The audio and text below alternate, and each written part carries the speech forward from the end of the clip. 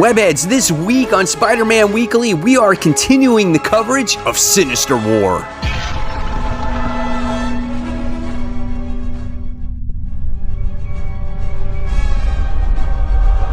Hey, all my webheads out there, welcome back to Comic Book Corner 2.0, and fans, I am your host, Mike Spider Slayer, always helping you make decisions of what comic books to buy. And today, guys, I'm bringing you another episode of Spider-Man Weekly. That's right, guys. This is the video series where I cover the latest and the greatest webhead Spider-Man comic books. And right now, we're currently covering the whole Sinister War events. First, I brought you Sinister War issue 1, then I brought you Amazing Spider-Man issue 71. Now we're continuing Sinister War issue 2, and it looks like the Sinister War books are going to be the books that are action heavy, and the Amazing Spider-Man books are going to be the books that kind of slow things down a little bit.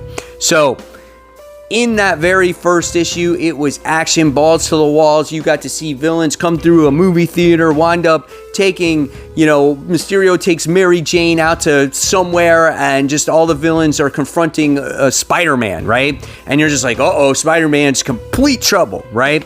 And then Spider-Man issue 71, again, slowed the whole thing down a little bit. You found out what the motive was behind Mysterio, right? And now we get this issue. So let's talk about this issue. Nick Spencer, obviously the writer, and Ed Brisson, okay?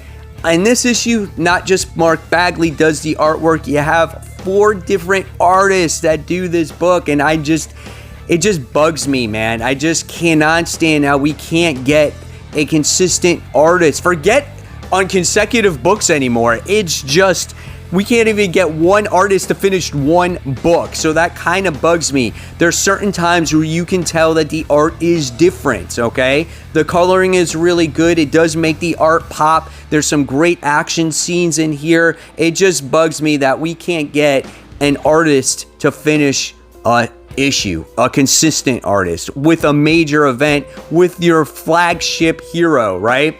That totally bugs me. So what happens in this story? Let's discuss it a little bit. So in the last issue, we wind up seeing Mary Jane get captured from Mysterio. If you read Amazing Spider-Man, you saw what happened there. He kind of confessed everything to Mary Jane. He has his part to play in this story. So he winds up joining the Sinister Six. And in this issue, in the beginning, like last issue of Amazing Spider-Man, we get to see Spider-Man pretty much get beat up. And he can't stop the villains. They're coming from all angles. He doesn't know what to do. But as this story progresses, we wind up getting to see all the different villain teams, like the Sinister Six, the Sinister Syndicate, what are the names of the superior foes of Amazing Spider-Man or Spider-Man. We get to see all of them, and you get to see basically all of their actions on what they were doing before they were battling against Spider-Man, right? Because you're kind of wondering as the reader, why are all these villains teaming up or trying to go after Spider-Man all at one time? Well, as the issue progresses and you continue to read, you see that there's a trend. You get to see a team do something earlier. Kindred captures that team, and that's basically the entire issue until he captures all of Spider-Man's rogues gallery, and he basically has a speech in front of them, okay? And basically the speech was, you guys respond to pain, you have to suffer from all of your sins and blah, blah, blah, like that. That's what Kindred says. So while they were asleep, he puts them little centipede bugs into their ears, and now these creatures are going to be eating away at their brain, or he's going to kill them, whatever the case may be. So what happens is you wind up seeing Kindred give them like an ultimatum. If you're the first one that can kill Spider-Man, you can serve at my side. You can be my assistant in hell.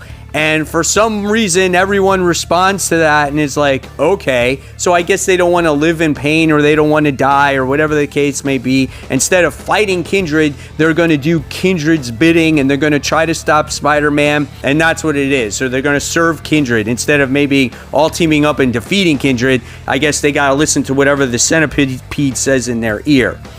I don't know. I kind of don't like that story. It bugs me a little bit, right? I love seeing the entire rogues gallery of Spider-Man. It really shows you how many villains there are. And I think that's really cool. But the motive here is just weird. It's just like, oh, I'm centipede in your ear and now you're in my control or in my ear. I guess they're forced, you know, to do Kindred's bidding, and then whoever's the one that takes him out, I guess is going to be his right-hand man. I guess basically that's it. And there's no way that they can fight it, and none of them can overtake Kindred. I guess he's just that powerful, right? So I guess that's your motive of why these guys are all taking over Spider-Man. I guess it's all right. Not the story I was really wanting in this issue, because it really was a very repetitive issue, and I guess you needed to explain why these villains were following Kindred to begin with, so I understand that point, but just nothing really progressed the story. Nothing really happened with Spider-Man himself. But again, it was kind of cool to see all the villains once again, and seeing how they all interacted with each other was kind of fun too. There was a moment with Hydro Man in there, like being part of the superior foes, but he's not really a part of them. And then you got the Sinister Syndicate going, well, why are we adding a seventh member? That just makes and goes against anything the Sinister Six ever stood for. And they're like, but we're not the Sinister Six, we're the Sinister Syndicate. And it's like, still, it doesn't make any sense, you know? So there was some good moments in there, but again, I just don't think it really progressed the story, and the action was there, but it wasn't as intense as like the first issue, right? That was offered here when it came to the Sinister War. So what am I going to give this particular issue? You know, the first one I gave 5 stars. I was really pumped, really action heavy. And then the Amazing Spider-Man, it was just like average for me. It was like 3 stars. Nothing too much happened, but it did reveal the motive behind Mysterio. And now this one, it was just very repetitive, same thing over and over again until the last few pages, until you get the motive behind Kindred.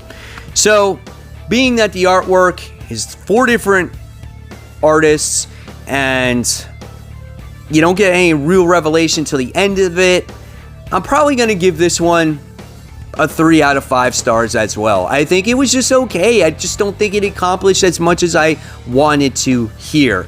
And I'm looking for that big payoff. I'm looking for that moment when Spider-Man really feels that pain of his enemies, and the emotional impact that's going to happen in the story when Mary Jane gets involved, and things like that. It just hasn't come to that point yet. So yeah, I think I'm going to give this one like a 3 and a 3.5 out of 5 stars. I think that's my decision there.